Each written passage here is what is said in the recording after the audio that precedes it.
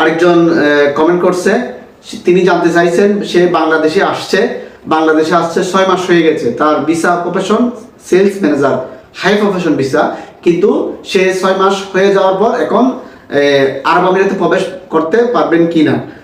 তার জন্য আমার প্রশ্নের উত্তরটা হচ্ছে, আপনি যদি 6 মাস দেশে থাকেন তাহলে আপনি আরব আমিরাতে যদি আবার প্রবেশ করতে চান, 6 মাস উত্তীর্ণ হয়ে গেলে আপনাকে আপনার কোম্পানির সাথে যোগাযোগ করে একটা লেটার বানাতে হবে। সেটা টাইপিং সেন্টার থেকে লেটারটা বানাই আপনার কোম্পানি আপনাকে পাঠাবে, ঠিক আছে। তার মধ্যে আপনার কোম্পানির অনুমোদন লাগবে, কিছু জিনিস আছে, সেই বিষয়গুলো আপনি টাইপিং সেন্টারের সাথে যোগাযোগ করলে আপনাকে সবকিছু বলে দিবে। সেই লেটারটা ছাড়া আপনি বাংলাদেশে এয়ারপোর্টও ক্রস করতে পারবেন না, আর যদি এয়ারপোর্ট বাংলাদেশ ক্রস করেও পেলেন তাহলে আপনাকে আরব আমিরাত এয়ারপোর্টে আটকাবে। সুতরাং এই লেটারটা আপনি অবশ্যই আপনার কোম্পানির সাথে যোগাযোগ করে লেটারটা নেবেন, অথবা আপনি টাইপিং সেন্টারের সাথে যোগাযোগ করে বিষয়টা